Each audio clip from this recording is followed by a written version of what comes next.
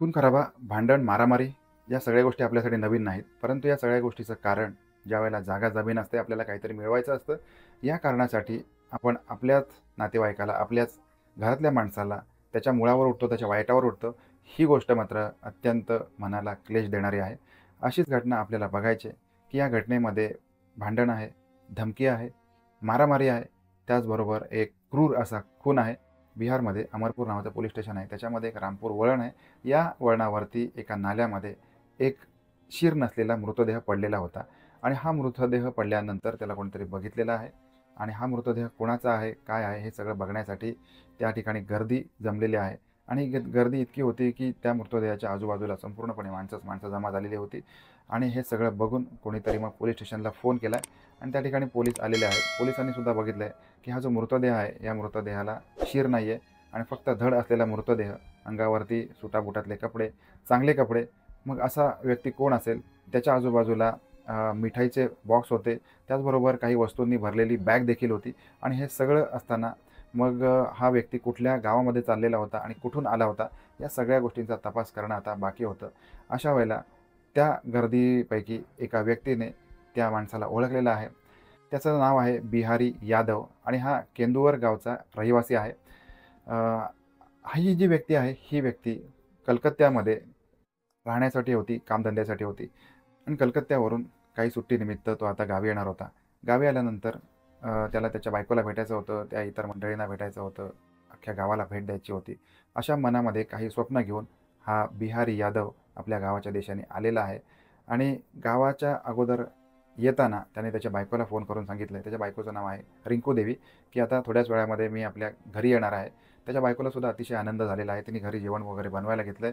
काही वेळानंतरच आपला नवरा आपल्या घरी येईल आणि त्याच्यानंतर मग आपल्याला ह्या सगळ्या गोष्टी गुजगोष्टी करता येतील, बोलता येईल. ह्या सगळ्या गोष्टी असल्यामुळे मग ती देखील खुश झालेली होती आणि त्यानंतर मात्र जी गोष्ट तिच्या कानावर आलेली आहे, ती अत्यंत भयानक आहे. अत्यंत विदारक अशी गोष्ट तिच्या कानावरती पडलेली आहे.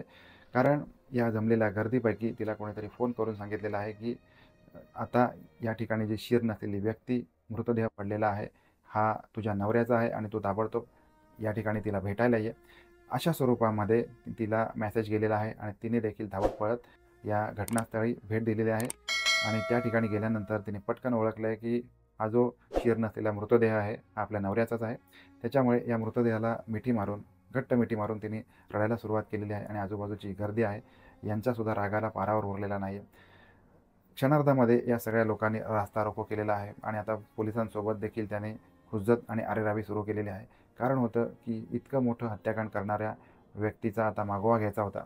आता पोलिसांनी देखील जुजबी तपास सुरू केला आहे. अशा स्वरूपामध्ये इतक्या निर्घृणपणे या व्यक्तीचा खून कोण करू शकतं? त्याचबरोबर पोलिसांची अशी देखील गोष्ट निदर्शनास आलेली आहे की या व्यक्तीचा मृतदेहातला गुप्तांगसुद्धा त्यांनी कापलेलं होतं. अशा स्वरूपाची देखील घटना या मृतदेहासोबत त्याची विटंबना केली गेलेली होती.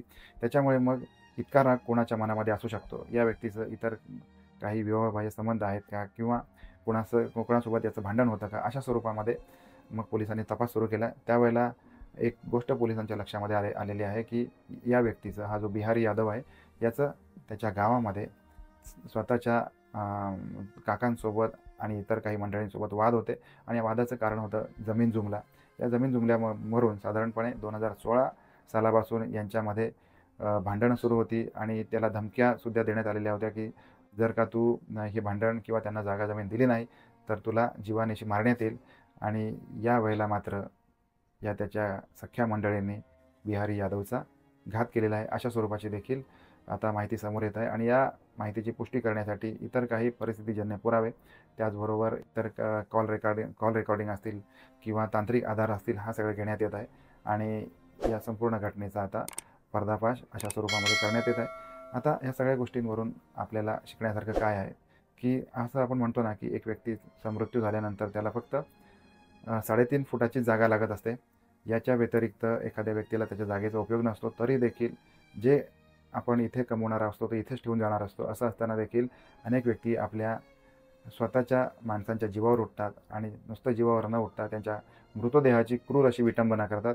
ही अतिशय भयानक, हृदयद्रावक आणि अतिशय वाईट अशी गोष्ट आहे. आता हे सगळं करून या व्यक्तींना काय भेटणार आहे? तर यांना तुरुंगात जावं लागणार आहे. परंतु ज्या बाकीची जी मंडळी आहेत, ज्यांच्या घरामधली व्यक्ती गेलेली आहे, त्यांना देखील संपूर्ण आयुष्यभर आता त्रास सहन करावा लागणार आहे. आपण भेटणार आहोत अशाच एखाद्या नवीन क्राईम स्टोरीमध्ये. तोपर्यंत काळजी घ्या. धन्यवाद.